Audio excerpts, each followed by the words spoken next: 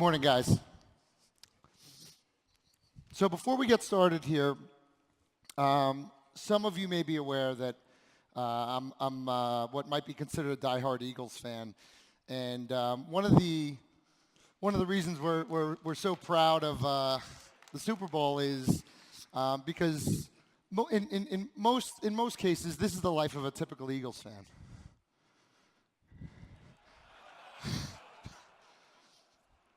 So the good news for the Patriots, of course, is that this year they won't be needing to repaint their plane.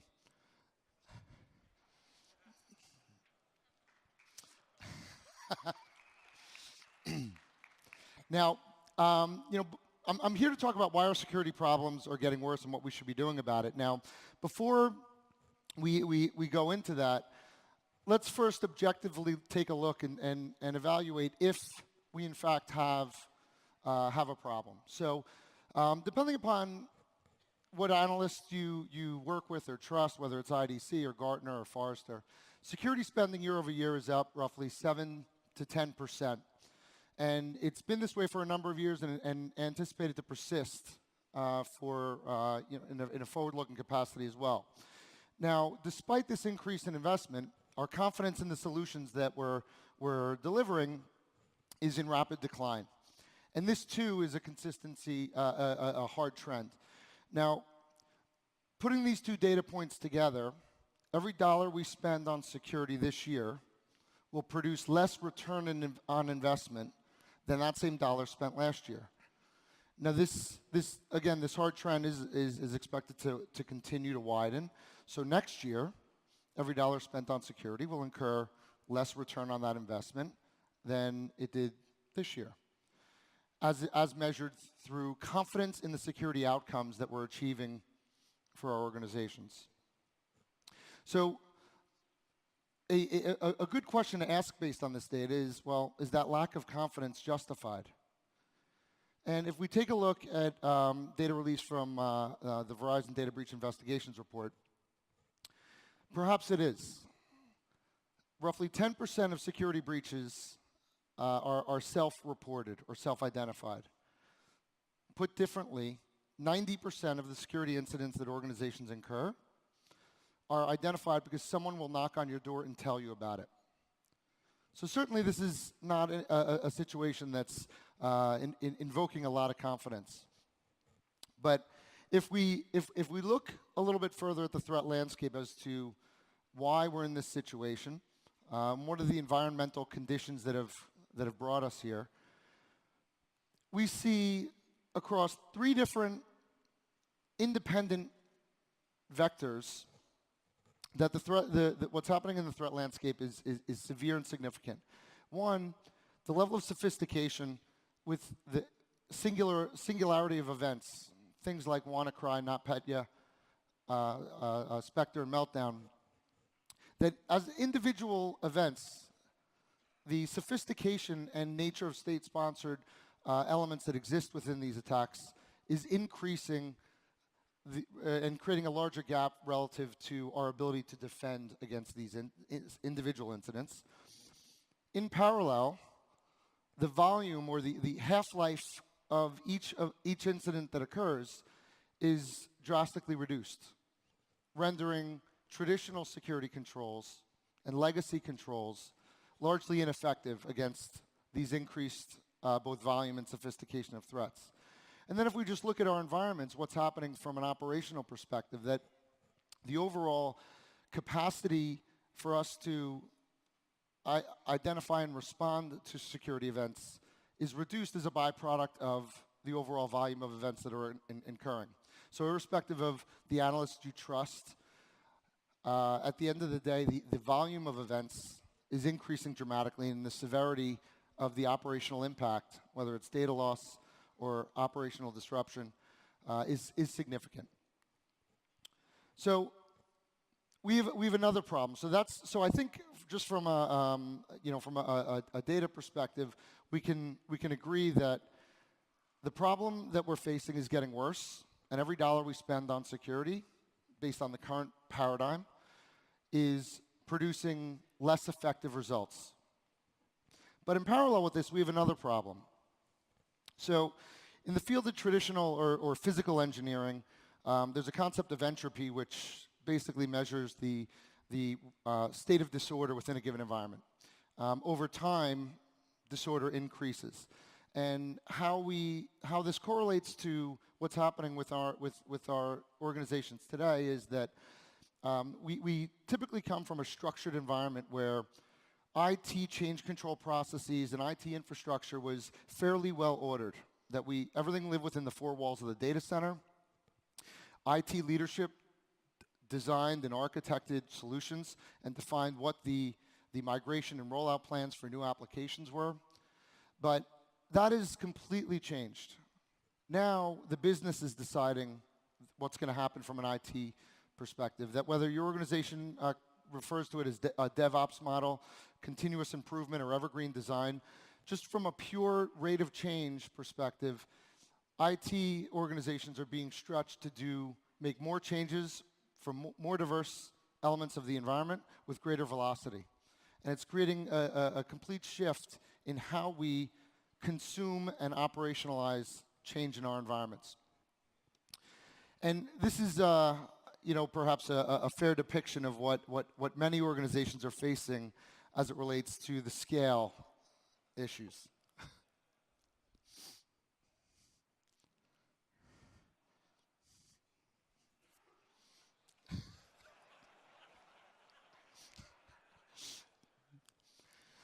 So much like our fishermen friends, the horse is out of the barn. The problem's going to get worse.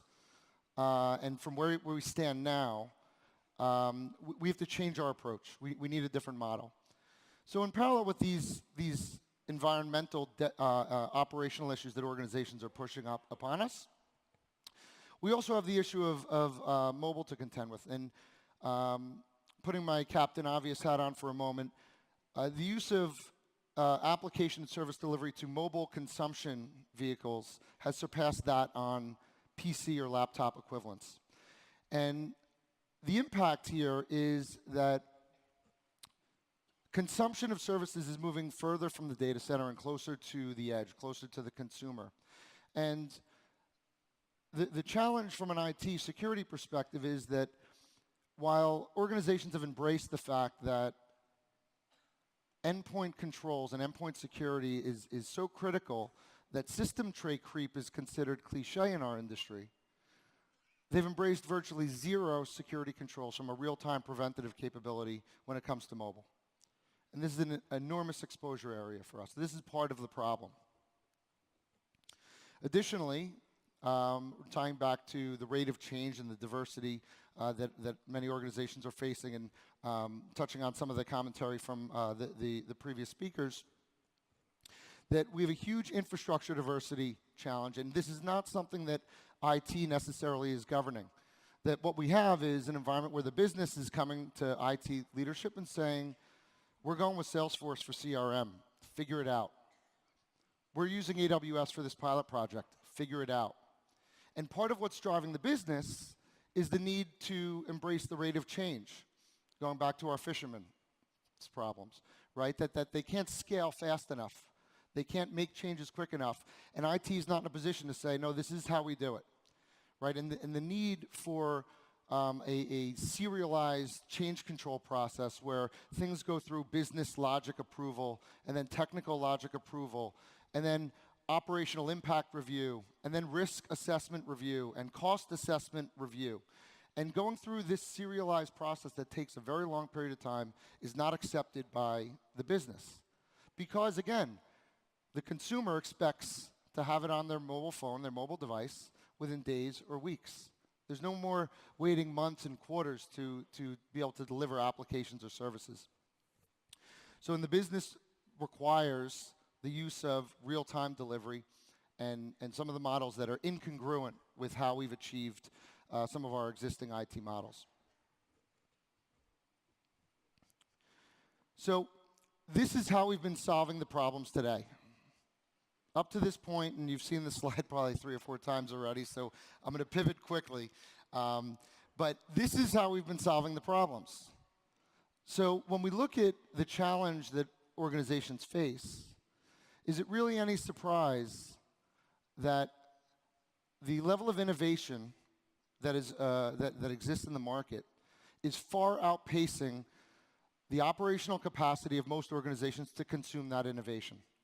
So what that means is that we're making mistakes because we don't have the training, the expertise in the 57 different security solutions we're using to move quickly to the cloud and move quickly to mobile and make changes more quickly by more diverse pieces of the organization. We are moving slower because of this organic growth and this addiction to this gap of innovation adoption. So, just to quickly summarize our problems, and then we'll pivot to the solution here. We have problems associated with scale, more change by more diverse pieces of the organization with greater velocity. We're struggling with both volume and sophistication of threats that are knocking on our front door and impacting our operations. We're contending with the need for consumption of applications and services in a more diverse environment from an end user perspective. The technology is moving further and further away from the core and closer to the consumer. We're contending with infrastructure diversity challenges that are very often beyond our control or our influence. And finally, from an operational consolidation perspective, we struggle with having the visibility necessary to do something about invoking a change. So the thinking that brought us to this place where we have these problems is not this. We cannot use the same thinking to get out of this mess. We must apply a new paradigm or new thinking to be able to find a new model that will solve these problems. Because these problems cannot be solved independently. We cannot solve our infrastructure diversity problem unless we also address the rate of change that our businesses are demanding from us. We can't solve security consolidation unless we also address the qualitative issues in the threat landscape. And we also cannot solve mobile consumption unless we also address our infrastructure diversity problems. So we need to solve these problems not necessarily with one single vendor, but with one approach and with these problems in alignment with each other. And what specifically that translates to is making the complex simple. So while we need multiple layers of security, we also need to have intelligent consolidation and modularity of the implementation of where those security capabilities are employed. While we acknowledge the need to support more control points, we also need to support tremendously greater scalability, automation, and visibility within the environments with which we operate. And while we acknowledge the hard trends associated with the increase in the threat landscape, we need to focus on real-time preventative capabilities and better architecture. So, in brief, these are the exact issues that we're solving with Infinity, and this is specifically the approach that we've applied. Now, what I'm not going to do is go through Dorit's 110 slides from yesterday on exactly how we're doing that, but I do want to spend a few moments illustrating some relevant examples of how we're doing that. So specifically, the ability to provide application security where security follows the application. So imagine an environment where an application moves from development to QA to staging to production, and the policy that's relevant for that application posture follows it with no intervention from security operations. Or imagine where an organization is moving infrastructure and moving an application from their physical data center to the cloud. The security policy follows the application to the cloud with no intervention. Or imagine the application owners add more compute, more workload capacity to their environment. Security policy expands elastically to support that. So again, the ability to support these things in a dynamic way requires support from an infrastructure diversity perspective, that we can't solve the problem of doing more things more quickly unless the tools we've invested in support a level of portability across the diversity of ecosystems that we need to support. That we can't solve this with a point product. We need to solve it with an architecture, with an entire approach, with a way of thinking about how we're going to solve these problems together. So specifically, I work with many customers, and that from a cloud perspective, they say, so we're gonna invest in native security for our cloud, and they go with security groups in AWS or tags in Azure, and ATP on Office 365, and I asked them, if they're focused on cloud in any meaningful way, and the business is driving the decisions with which they're going to be adopting various cloud implementations, what's their plan when they go from 3 cloud providers to 10 or 10 to 20? Is their plan to leverage those native controls independently across all 10 clouds? To be able to have different, to be forced to leverage differentiation and enforcement capabilities across each of those providers, differentiated capabilities from a logging or visibility perspective, and obviously differentiated capabilities from a management and operations perspective. To be able to have independent controls, they are going down the same exact path that got us into the mess in the first place. So this is exactly what we're doing with CloudGuard, right? To be able to support a level of portability across different ecosystems in real time, as the business demands, not necessarily IT deciding that we're going to go to Salesforce or Workday or Dropbox, or we're going to leverage Ali Cloud for certain elements, or Oracle Cloud.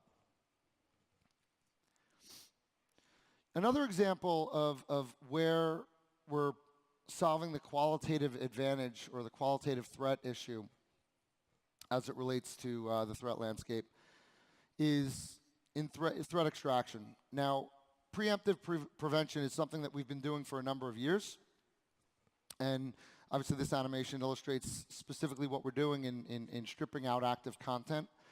Now, we've had this for a while, but the interesting point I want to make about this is that the NSA presented a similar concept at the RSA conference a few years back. And the reason they presented this was because as a result of the Office of Personnel Management breach, which resulted in over 300 million personnel records being compromised, they needed an enterprise-supportable, off-the-shelf, shrink-wrapped, ready solution to this problem. And they presented a concept known as passing known good. Now, the reason they presented this is because they had built their own solution. They had built it to support their environments, of course. And they needed something that the rest of the federal government can use because they didn't want to be the help desk. So their focus was to have a call to the vendor community to see if anyone was working on something interesting aligned with this, because of the scale that they wanted to have available to the government. Now, their feedback was, and kind of the summation of their content was that AV hash clouds are trivial to defeat. Detonation chambers or sandboxing is necessary, but not completely foolproof. And they needed a mechanism to be 100% certain that sanitized content, some refer to it as document whitening or document flattening, but at the end of the day, so to be 100% sure that what's ever transiting the perimeter is safe. So their feedback to us when we obviously began working with them was that we're not 1 or 2 years ahead of our competitors in this area. That we're many years, they suggested 3 to 5 years ahead of our competitors in being able to provide a consolidated enforcement engine that provided a sandbox or a detonation chamber, a data loss prevention engine, and this threat extraction capability within a consolidated enforcement vehicle. Not to mention that obviously the management element is completely consolidated as well. So their feedback was that that this is creating a qualitative advantage for the customers that leverage it. So I ran through just a couple examples, but there's 3 things that are critical you take away from this. That our problems are getting worse because of our systemic addiction to this innovation curve that operationally we are not suited to address within our organizations. And as Gil touched on his keynote yesterday, that the gap between innovation and innovation adoption is widening. So what we need to focus on is the ability to scale and build for automation. That if a human being has to touch it, It's not sufficiently built for the automation and scale that your environment's going to require moving forward, as it relates to cloud, as it relates to the threat landscape, or as it relates to your user population and where application and services will be consumed by your customers. We need to use portable controls. Controls need to be transparently available across endpoint, networks, cloud, and however you characterize cloud, as SaaS or IaaS, private cloud. And finally, we need to have qualitative advantage, that our problems are getting worse. This is a hard trend. This is not something that the data is incongruent with. Our problems are getting worse from a qualitative threat perspective, and focus needs to be on preventive capabilities and the qualitative advantage that they can provide from a security perspective. Thanks very much for your time.